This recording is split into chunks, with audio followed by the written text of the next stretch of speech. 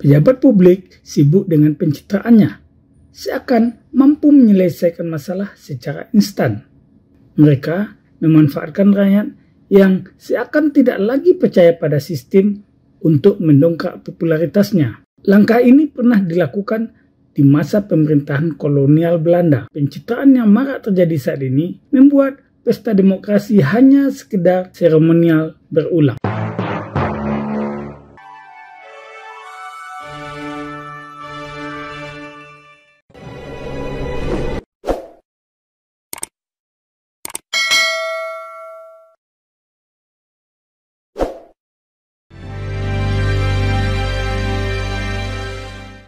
Assalamualaikum warahmatullahi wabarakatuh. Dan sanak Firdaus Abi. 1 dekade terakhir, pejabat publik sibuk mengurus negeri dengan format pencitraan. Mereka memanfaatkan rakyat yang lelah dan seakan tak percaya lagi pada sistem, walaupun sistem tersebut sudah dibangun puluhan tahun. Tetapi mereka seakan menyelesaikan masalah secara instan dan menjadi ratu adil melalui pemberian langsung seakan spontanitas. Diyakini mereka pasti tahu bahwa apa yang dilakukan tersebut tidak akan menyelesaikan masalah. Tetapi mereka punya kepentingan untuk mendongkrak popularitas dirinya. Berkaca kepada lembaran sejarah, pencitraan bukanlah hal baru. Di masa kolonial Belanda, pencitraan menjadi aktivitas yang dilakukan pemerintah masa itu, termasuk oleh Bumiputra yang menjadi perpanjangan tangan sebagai pejabat Belanda di daerah. Mereka meninabobokan masyarakat seakan-akan merekalah orang baik sesungguhnya. Kajian tentang pencitraan dan hubungannya dengan rekolonialisme atau sikap yang berprinsip kepada langkah-langkah kolonialisme di masa lalu, ketidakpercayaan rakyat pada sistem, pesta demokrasi yang dianggap bagian dari formalitas saja, dan sejumlah aspek lain, dikaji oleh Yudi Andoni dari sudut pandang sejarah. Selamat mengikuti.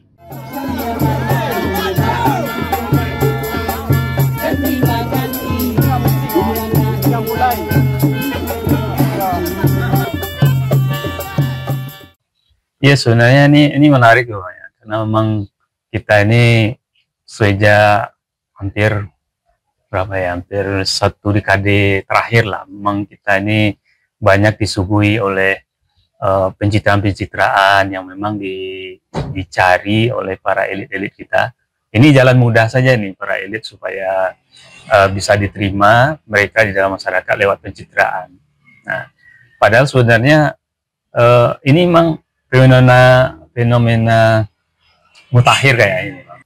Elit kita ini coba kembali lagi tuh ke masa lalu itu, Bang. Jadi memang di dalam sejarah politik kita di Indonesia ini kan memang kita tidak pernah bisa belajar berdemokrasi, karena bagi kita demokrasi itu hanya sebuah sebuah prosedural, kemudian demokrasi itu bagi kita cuma sebuah pelajaran politik saja, tetapi di dalam praktiknya, dalam kekuasaan kita itu kan kita ini cenderung balik lagi ke belakang itu, Pak. Begitu? Ya, karena memang elit kita itu paham, rakyat kita itu demokrasi itu hanya event tahunan, hanya perulangan saja, tetapi di dalam kultur mereka sebenarnya rakyat kita ini cenderung senang dengan pemimpin yang bersifat sifatnya patron dan klien itu. Maksudnya mereka cenderung untuk melihat pribadi ketimbang melihat apa yang dibawa oleh seorang pemimpin itu, katakanlah program, sistem yang mereka tawarkan. Karena memang rakyat kita ini sudah DNA-nya mungkin. DNA-nya kalau mereka itu memang lebih senang dengan sistem kekuasaan yang sifatnya individual. Karena pada pribadi itulah mereka bisa berharap. Mereka bisa berharap secara langsung, berbeda dengan secara sistem gitu. Nah, dulu kan kita tahu di Jawa orang butuh raja yang ratu adil, karena hanya ratu adil itulah yang bisa dianggap memberi kepastian, berbeda dengan sistem. Ya. Kita tahu juga dalam sejarah yang masyarakat kita ini hidup dalam sistem kerajaan-kerajaan yang kayaknya sampai hari ini dalam masyarakat kita itu masih ada di dalam ketidaksadaran mereka bahwa ya yang penting sekarang adalah pemimpin yang bisa memberi mereka sebuah kepastian, apa yang mereka minta langsung diberikan. Tapi kalau itu kan secara administrasi negara kan tidak bisa dilakukan itu, Bang. Gimana nih cara mengkombinkannya? Nah ini kan jadi saya lihat ini memang inilah yang disebut dengan tadi pencitraan dari para elit kita itu. Mereka tahu persis bahwa rakyat kita itu memang sebenarnya nggak butuh sistem. Nggak butuh sistem. Kita lihat misalnya, mohon maaf, beberapa kepala daerah kan cenderung untuk langsung terjun ke masyarakat. Ada masyarakat bermasalah tentang kemiskinan, dia turun, kasih uang, masalah selesai. Sementara di tempat yang lain, dia tidak bisa melakukan itu, karena memang tidak mungkin seorang pemimpin bisa berada langsung pada tempat-tempat itu semua, gitu. Kemudian menyelesaikan persoalan itu secara langsung. Makanya itulah gunanya kemudian sistem modern, birokrasi modern. Ada kepala dinas, ada camat, ada lurah, ada semua yang menjadi perpanjangan tangan. Nah, seorang pemimpin mestinya hidup, dia cukup mengeluarkan sebuah kebijakan yang akhirnya berdampak pada semua orang. Tapi hari ini kan masyarakat kita nggak puas dengan itu. Ya, nggak puas. Dianggap terlalu lama, segala macam. Nah, direncanakan hari ini, paling cepat tahun depan baru dapat. Betul. Nah, itu yang terjadi. Itu pun dalam proses implementasi tidak semudah yang disampaikan oleh pejabat, karena ada birokrasi yang memang dipersulit. Dalam artian harus ada syarat-syarat administrasi, ada syarat-syarat ini, sehingga kemudian masyarakat melihat kami lagi butuh hari ini, saat ini. Ya. Tapi sistem justru membuat kami harus menunggu lama. Misalnya katakanlah kemiskinan, mereka butuh uang anak sekolah dan segala macam itu, mereka butuh hari ini keputusannya. Sementara di dalam sistem justru yang terjadi, dia harus melapor dulu, minta dapat surat dari RT, RW dan segala macam. Malah untuk bisa dapatin bantuan dari pemerintah, dia harus mengeluarkan uang dulu. Nah, itu sangat yang membuat orang kemudian masyarakat kita menjadi nggak percaya. Tapi dengan mereka pimpinan itu atau pejabat publik yang langsung memberikan dalam bentuk tunai, dalam bentuk materi, barang dan lain-lain. Ya. Ini diduga dari mana pembiayaannya itu, Bang? Karena seperti tadi, kalau dari anggaran yang ditetapkan oleh aturan negara itu kan dia tidak bisa berbuat apa-apa. Ya, benar-benar tuh, Bang. Jadi ya itu sebenarnya jadi pertanyaan kita juga. Itu dari mana kepala daerah yang langsung nurunin bantuan dengan katanya uang pribadi lah, dengan ini mestinya kan tidak boleh di dalam sistem kita. Artinya semuanya sistemnya harus berjalan seperti itu. Dalam sistem kenegaraan ini pejabat publik, katakanlah kepala daerah itu tidak boleh mengeluarkan uang yang diakui itu sebagai dari dana pribadinya. Ya mestinya kan tidak boleh, Bang. Kalau memang betul-betul itu dari dana pribadinya. Nah disinilah saya pikir kesalahan para pemimpin kita di dalam di dalam mengelola negara gitu. Karena apa? Karena negara ini kalau seperti itu dia menempatkan secara tidak langsung negara ini adalah sebagai milik pribadinya. Itu bagian seakan-akan dia punya tanggung jawab pribadi. Seharusnya ini adalah tanggung jawab sistem sebagai seorang pemimpin, karena konsepnya pemimpin berbeda dengan raja gitu. Kalau raja ya semuanya jadi kaula, semuanya adalah miliknya dia, maka dia punya kewajiban untuk mensejahterakan rakyatnya, karena itu ada kewajiban pribadinya sebagai seorang raja, tanggung jawabnya. Nah, kalau dia seorang pemimpin katakanlah di era modern, tidak bisa seperti itu, karena memang dia dipilih melalui sebuah mekanisme yang disebut dengan demokrasi, ada pemilu, dan kemudian ada kompetisi. dan kemudian semuanya, kemudian rakyat urun untuk membiayai semuanya lewat pajak. Nah, ketika dia kemudian bekerja, kemudian menggunakan uang pribadi, nah ini jadi persoalan gitu. Jadi persoalan yang membingungkan, dia lagi jadi raja atau dia jadi seorang pemimpin yang sifatnya modern gitu. Nah ini, tapi saya lihat ya, pertama kenapa dia milih seperti itu, karena memang kayaknya rakyat kita nggak percaya lagi pada sistem yang dibangun selama puluhan tahun kita merdeka ini, nggak percaya lagi, karena memang kita tahu ada banyak sekali persoalan-persoalan yang kemudian negara ini kayak nggak siap dengan persoalan rakyatnya gitu. Masalahnya di sana saya lihat negara tidak siap dengan masalah rakyatnya. Nah, ketika negara tidak siap dengan rakyatnya, rakyatnya tidak sabar dengan negaranya. Ini jadi masalah, sehingga kemudian ketika rakyat tidak percaya dengan negara, ketika itulah sistem nggak berjalan gitu. Nah, kondisi inilah yang kemudian saya yakin dibaca oleh para elit kita, sehingga dia cenderung menjadi menjadi dalam tanda kutip jadi raja dia. Karena memang raja itu memang punya tanggung jawab pribadi untuk mensejahterakan rakyatnya. Dia datang langsung pada rakyatnya dan menghilangkan semua sistem bawahan dalam birokrasi modern itu untuk bekerja. Nah, ini saya pikir ini anomali di dalam sistem pemerintahan kita hari ini gitu. Bagaimana cara memperbaikinya tuh Bang? Karena begini, seperti Bang Yudi sampaikan tadi, tren ini kan mulai muncul katakanlah 1 dekade terakhir. Nah, hari ini semakin banyak, bagaikan contoh 10 tahun yang lalu itu menjadi bola salju yang kemudian hampir seluruh, boleh dikatakan mungkin hampir seluruh kepala daerah, hampir banyak pejabat publik, pejabat negara yang melakukan ini. Iya, benar. Atau kita kembalikan saja seperti tadi, jadi kerajaan saja lagi. Ya, itu persoalan kita itu memang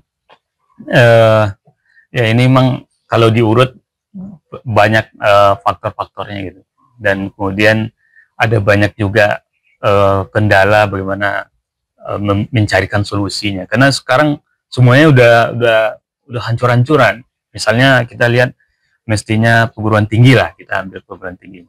Harusnya perguruan tinggi kan kita harapan terakhir kita melahirkan generasi-generasi baru, calon-calon pemimpin baru yang kemudian dia punya semacam pengetahuan yang luar biasa untuk memperbaiki sistem ini. Tapi persalahannya adalah ketika dia masuk ke dalam suasana ini, kepada sistem yang aut-autan ini, dia lebur di sana.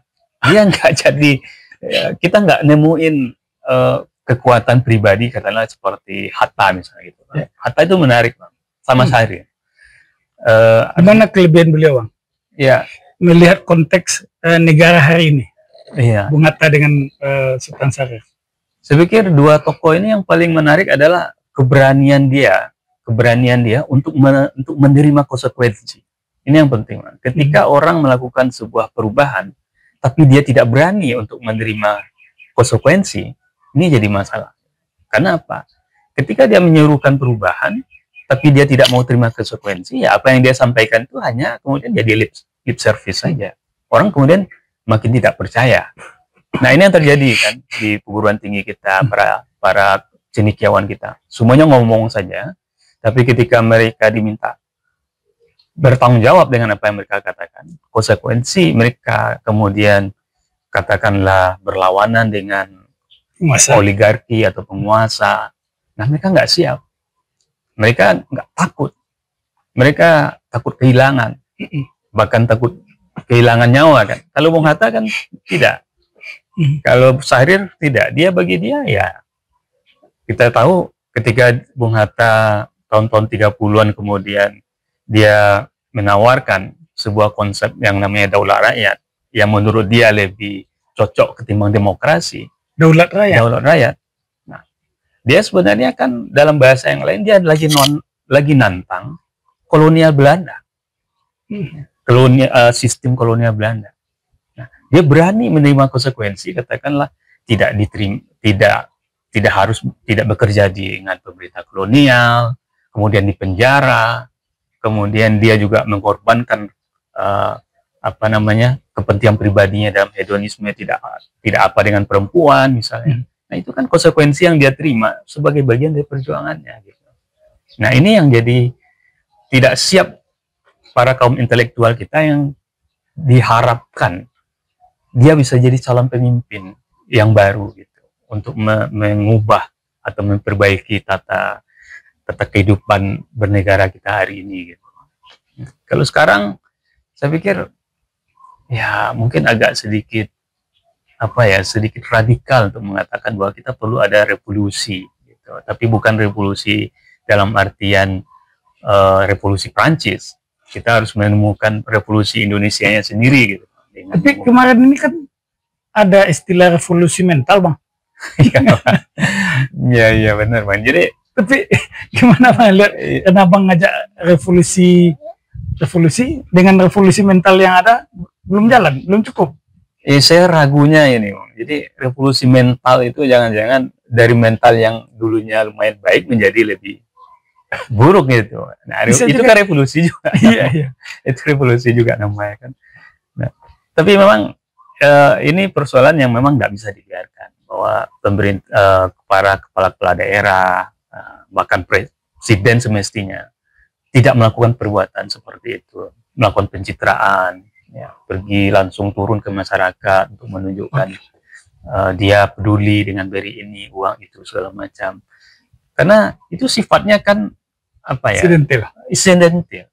Belum menyelesaikan masalah. Tidak menyelesaikan masalah, karena rakyat kita itu hidupnya nggak hari itu. Rakyat kita itu hidupnya bertahun-tahun. Jadi maka sistemnya itu yang perlu diperbaiki. Nah, sistem itu yang harus diperbaiki. Nah, dan saya pikir ada banyak eksponen atau ada banyak kelompok yang harusnya sadar dengan itu sehingga kemudian bekerja. Pertama, yang paling penting adalah menyadarkan masyarakat kita bahwa mereka nggak boleh lagi, artinya sangat bergantung pada kebaikan individu seseorang yang menjadi pemimpin. Nggak bisa. Karena kalau seperti itu, berarti secara tidak langsung rakyat kita juga melakukan penindasan kepada rakyat yang lain, atau saudaranya yang lain, atau masyarakat yang lain. Kenapa? Karena bisa jadi pada waktu yang lain, ketika dia menerima, katakanlah bantuan itu, saudaranya yang lain juga sedang mendapat situasi yang sama. Ya. Tapi dia yang justru kemudian mendapat kesempatan oleh kepala daerah itu untuk dibantu. Bagaimana yang lain? Apakah kepala daerah juga akan menyusuri semua yang masalah yang sama, kemudian dia kasih uang? Nggak akan mungkin. Itu nggak akan mungkin. Sehingga harus ada disadarkan. Harus ada kekuatan di dalam masyarakat kita untuk menyadarkan bahwa ini sistem yang nggak benar. Rakyat harus belajar untuk tidak menerima hal-hal seperti ini. Rakyat harus percaya pada sistem, pada sistem, bahwa kemiskinan mereka hanya dapat diturunkan dengan program-program yang memang menyentuh persoalan secara mendasar, dan kemudian persoalan itu diselesaikan dengan cara yang dengan cara yang jelas indikatornya, jelas capaiannya, sehingga ini berjangka panjang pada semua orang. Saya kasih contoh gini, Bang. Dulu ketika Umar bin Khattab jadi khalifah, kita tahu bahwa orang selalu mengatakan bahwa kekhalifahan Islam awal-awal di masa Madinah itu bukan negara modern, karena tidak ada birokrasi dan segala macam. Betul bahwa tidak ada birokrasi, tetapi sistem yang mereka jalankan itu justru modern ketika itu. Misalnya ada suatu kisah di dalam pemerintahan masa Umar itu, dia sedang berjalan-jalan di sebuah pasar, kemudian dia ketemu dengan orang buta Yahudi yang kemudian meminta pertolongan karena dia lihat sudah tua. Kemudian Umar bilang kepada sekretarisnya, tolong orang ini dibantu dengan dana dana Baitul Mal. Lalu apanya kaget, dia orang Yahudi ya Amirul Mukminin, kenapa dibantu? Enggak, semua orang harus dibantu, bagian dari Islam kita. Itu adalah bagian dari cerminan nilai-nilai Islam kita. Bantu dia, bantu, kemudian sampai seterusnya. Terus sekretarisnya ini bilang, apakah ini berlaku untuk dia atau untuk semua orang ya Amirul Mukminin? Untuk semuanya, tidak hanya dia. Nah, artinya Umar sudah mikirin, ini nggak untuk semua, nggak hanya satu orang ini saja. Walaupun BMT yang dikumpulkan itu dari Islam. Dari Islam. Nah, ini kan contoh ini, Bang. Ini contoh bagaimana Islam sungguhnya sudah bicara tentang sistem yang adil. Nah, ketika pemerintah kemudian atau kepala daerah kita hari ini kemudian datang ke suatu tempat membantu masyarakat, dia tidak membangun sistem yang berkeadilan. Dia cuma membantu orang yang sedang tertimpa musibah itu saja. Bagaimana yang lain? Bagaimana nanti? Gitu. Nah, ini yang saya bilang, bagaimana sebenarnya sejarah kita memberi banyak hal terkait tentang bagaimana sebenarnya sistem itu lebih penting ketimbang kebaikan pribadi. Kita bisa lihat, Bang, siapa yang bisa mengalahkan secara personal, secara pribadi seorang Umar, seorang khalifah mulai kekhalifahan Rasyidin Islam. Secara pribadi mereka sangat, saya yakin, lebih baik dari kepala daerah kita hari ini secara etika, moral, macam-macam. Tapi mereka nggak mikirin, semua kebijakan mereka tidak memikirkan karena kebaikan hati mereka. Tapi mereka justru berpijak pada sistem. Jadi orang sebaik mereka saja tidak mengandalkan pemerintahnya berjalan dengan kebaikan mereka. Meskipun kita tahu Umar, Abu Bakar, Ali dan yang lain-lain itu secara individu luar biasa. Tapi ketika mereka memerintah, mereka mikirkan yang sistemik apa yang mereka lakukan. Nah, sementara hari ini kita tahu kepala daerah kita kan nggak kayak para sahabat-sahabat, tapi berperilaku seperti seakan-akan mereka manusia yang tinggi, yang sempurna. Malahan dalam kisah itu kalau tidak salah, ketika beliau membantu ibu-ibu miskin malam, dia tidak menyebut siapa dirinya. Benar. Nah, ini jadi kan nampak bahwa para elit-elit kita sebenarnya cuma memanfaatkan kebaikannya dengan harapan mereka kemudian bisa terpilih kembali atau mereka bisa kita tahu semua orang hari ini berlomba-lomba, kalau dia bupati bisa jadi gubernur bisa jadi presiden. Sekarang kan sudah ada kecenderungan seperti itu. Nah, ada karir politik di antara para kepala daerah ini sekarang kan. Nah, dan salah satu cara politik kita masih sangat kuat dengan berbasis pada elektabilitas. Kalau di zaman kolonial, sistem pencitraan ini seperti apa kalau gambaran secara umumnya? Ada terungkap. Kalau saya pikir memang di dalam sejarah kolonial Belanda itu, ketika mereka merintah di Indonesia, jadi saya yakin pencitraan itu ada. Artinya kita tahu, misalnya di Sumatera Barat saja, ketika ini yang menarik, ini beda. Kalau ketika Gubernur Jenderal Belanda Van Stierum dulu datang ke Padang, ke Sumatera Barat, dia datang, kemudian disambut luar biasa besar-besarannya. Nah, tetapi dia datang itu sebenarnya ingin melihat, yang dia lihat itu bukan para penghulu, tapi dia lihat Sumatera Barat secara keseluruhan. Nah, orang Sumatera Barat kemudian menggunakan itu untuk menegosiasi sesuatu pada Gubernur Jenderal. Karena Gubernur Jenderal sudah datang, waktu itu kan sebutannya Paduka yang Mulia gitu, sudah datang memperhatikan kami di Sumatera Barat.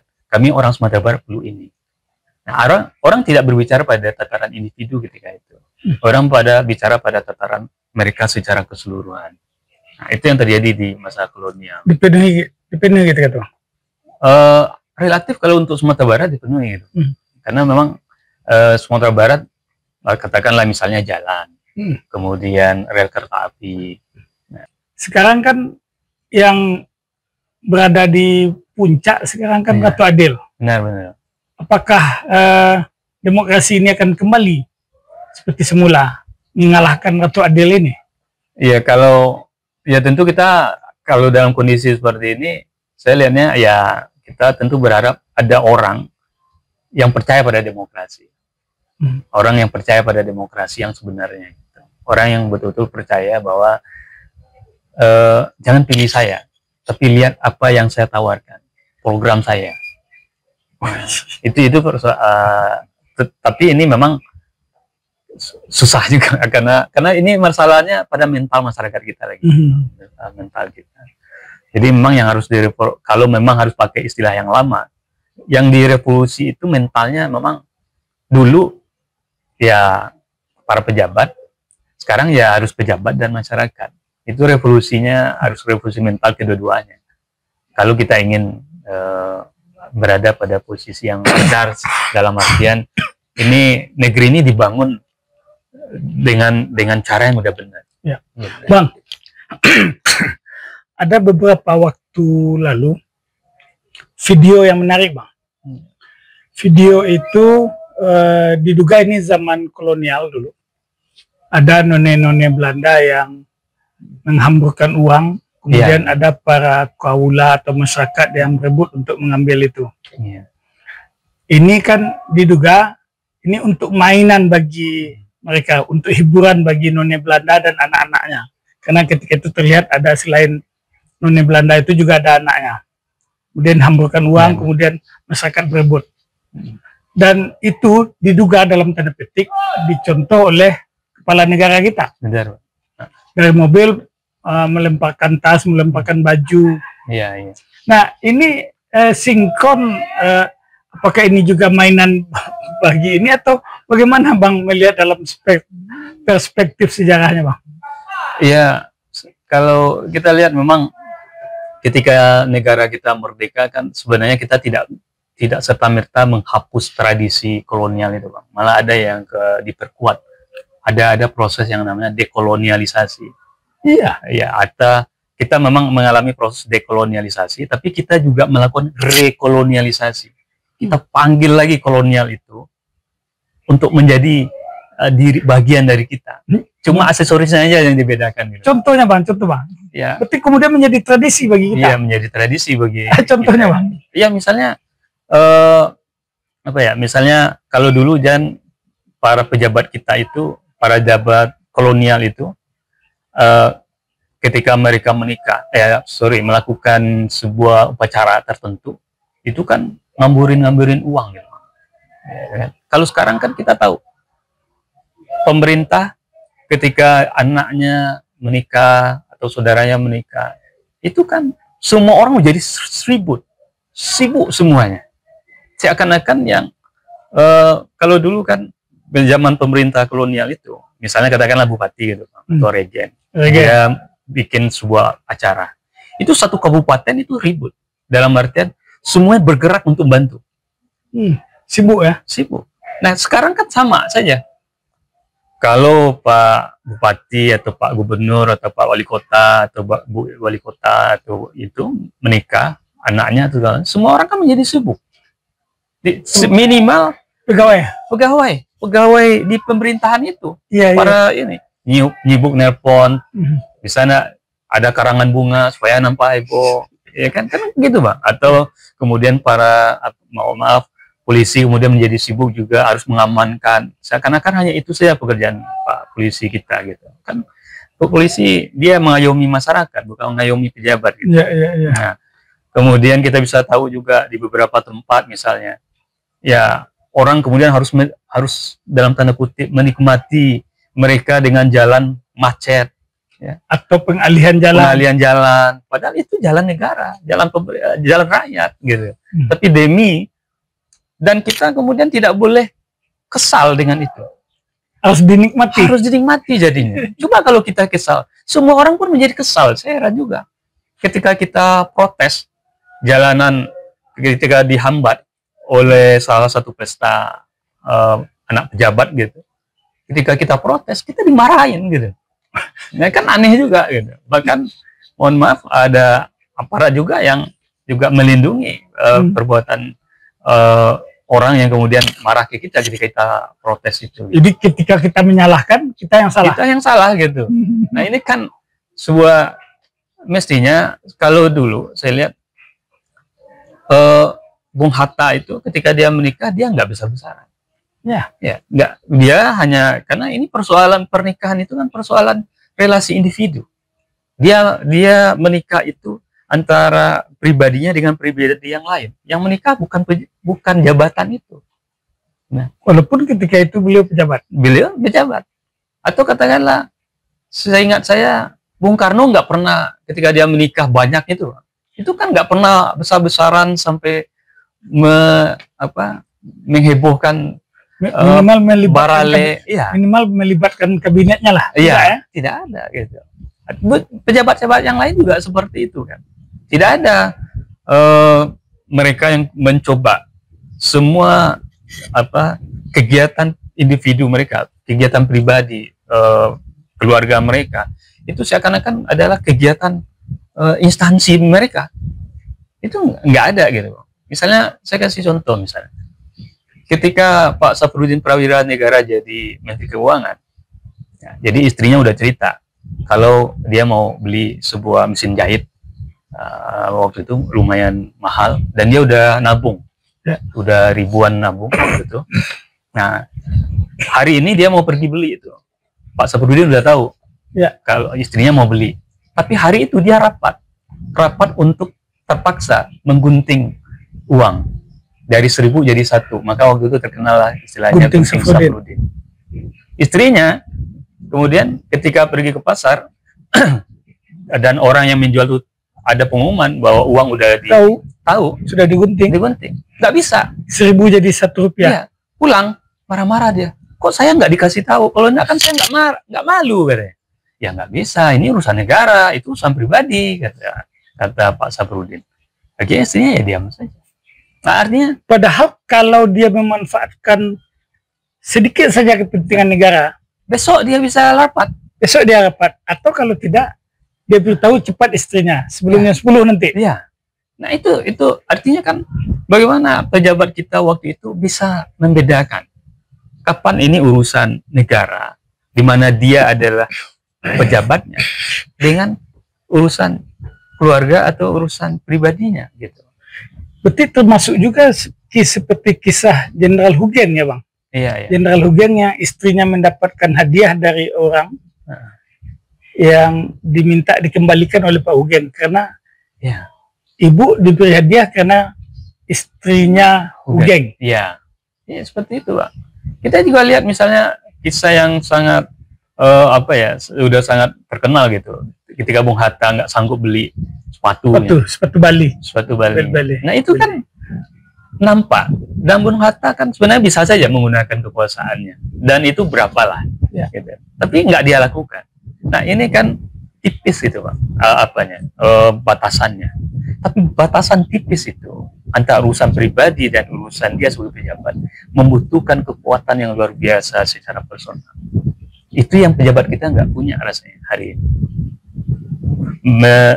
Berdiri pada batasan itu dengan kekuatan moral, mental, personal yang kuat. Itu yang mereka rasa-rasanya belum punya. Gitu. Karena memang tipis batasan.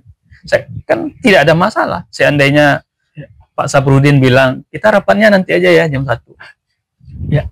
Karena istrinya lagi pergi nih, mau beli. Sama-sama pergi jalan pergi. Dan kalau itu ditelusuri nggak akan ada alur korupsinya, nggak ketemu itu. Tapi dia nggak bisa lakukan itu karena rapatnya sudah hari ini sudah menentukan supaya uang itu harus digunting. Ternyata istrinya udah bilang dia mau pergi beli.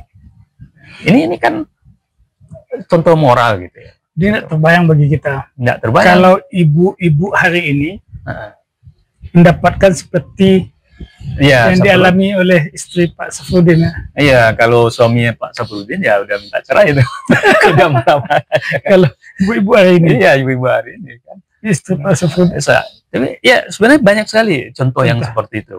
Pak Natsir misalnya cerita, atau siapa beberapa anggota Dewan Konstituante dulu yang senang naik angkot ke sidang-sidang konstituante gitu, atau mereka lebih cenderung naik tidak menggunakan fasilitas negara, karena bagi mereka negara itu adalah ya lahan bagi mereka untuk mengabdi. Ada juga yang jasnya bertambal itu. Iya. Nah ini artinya mereka nggak memanfaatkan itu. Padahal bisa dimanfaatkan sebenarnya. Dan kita juga tahu hampir semua pejabat-pejabat kita yang era-era yang besar di era kolonial Jepang itu, ketika mereka pensiun mereka nggak kaya. Siapa yang kaya? Nggak ada yang kaya. Bung Hatta nggak kaya, cuma dia kaya buku. Nah, bukunya itu puluhan ribu. Saya pernah lihat itu di pustaka UGM kan.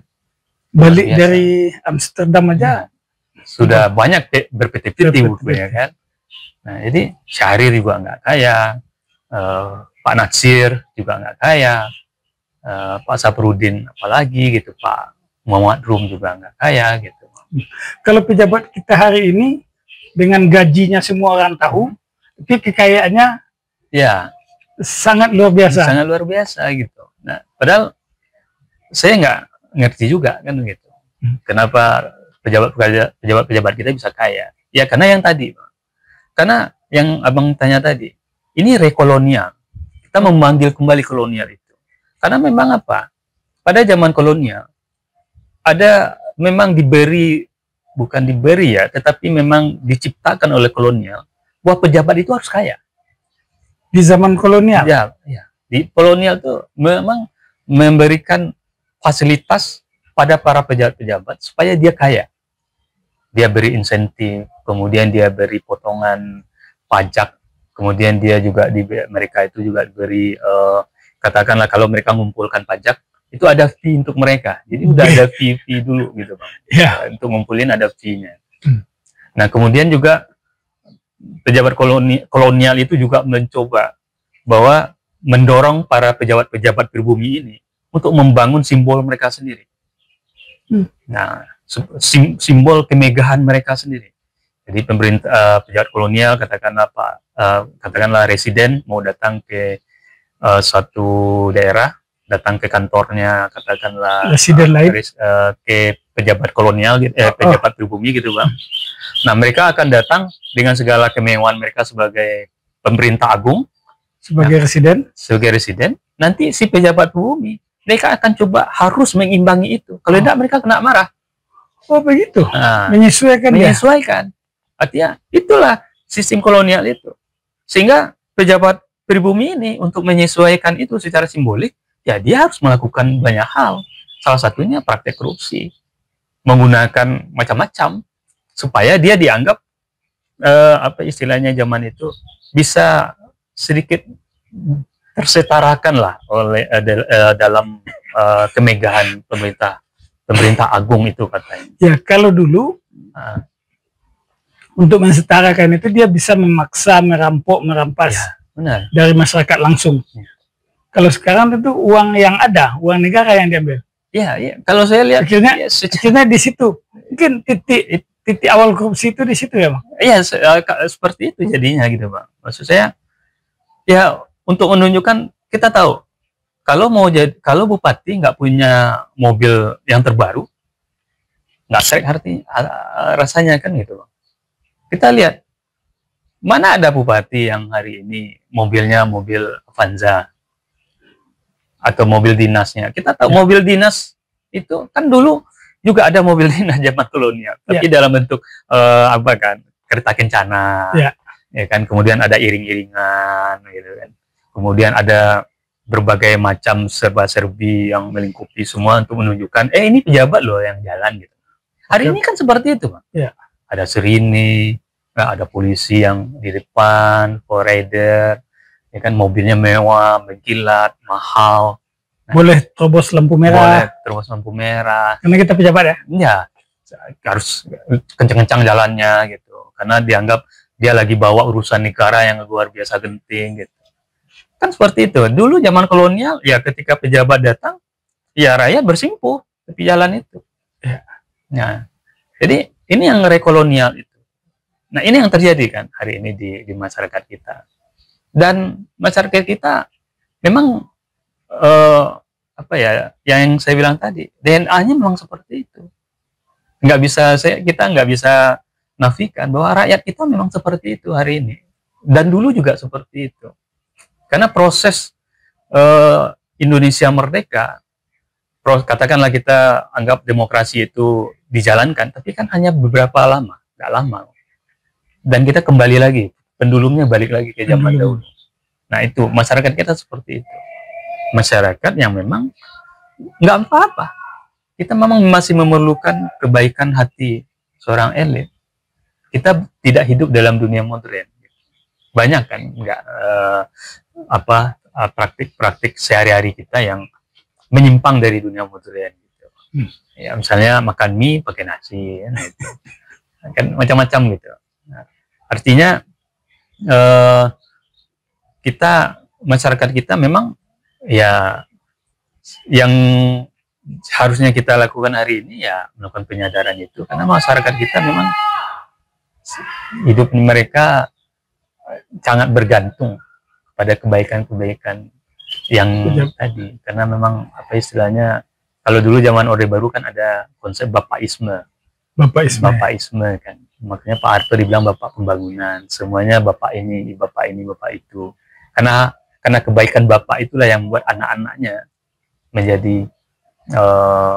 menjadi lebih baik kehidupan. Karena konsep kita kan bernegara kan konsep antara hubungan bapak dan anak. Ya. Bapak pejabat, anak rakyat. Kita nggak konsep yang namanya citizenship. Tidak pakai konsep yang namanya warga negara. Nah, kalau kita warga negara ya tentu kita punya hak dan kewajiban. Pemerintah juga punya hak dan kewajiban. Tapi kalau konsepnya pemerintah itu adalah bapak, kita adalah anak, anak nggak boleh lawan bapak. Iya. Kan nggak boleh gitu. Nggak boleh. Sampai jumpa.